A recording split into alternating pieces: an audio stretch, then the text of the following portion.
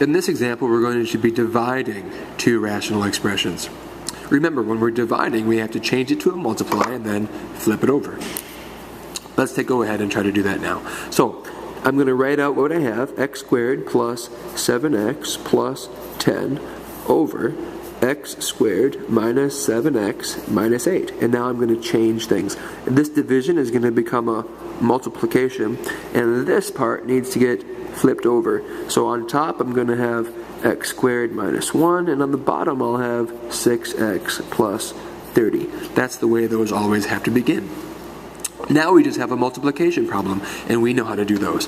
I'm going to factor the top. So I'm factoring the top into two binomials. I put my x and my x. Are the signs going to be the same or different? They're going to have to be the same. And in this case, they'll both be pluses. So I put a plus and a plus. What are two numbers that multiply together to be 10 and that add up to be 7? I think you'll find that that has to be a 5 and a 2. Let's go ahead and take a look at the bottom. On the bottom, we're going to break it into two binomials again. I'm going to have my x and my x. Are the signs going to be the same, or are they going to be different? They have to be different because that's a subtraction sign. So I put a plus and I put a minus. What are two numbers that multiply together to be 8 and that have a difference of 7?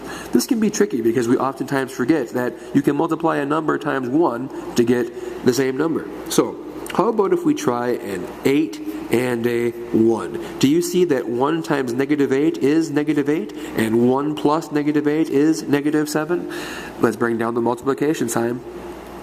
This is a difference of perfect squares. Do you remember the pattern for that one? I'm going to break this into an x and an x, a plus and a minus. What number can I multiply by itself to get 1? Well, the answer to that is 1. 1 times 1 gives me 1.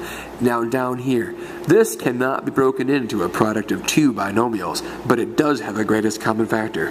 What is the greatest common factor of a 6x and a 30?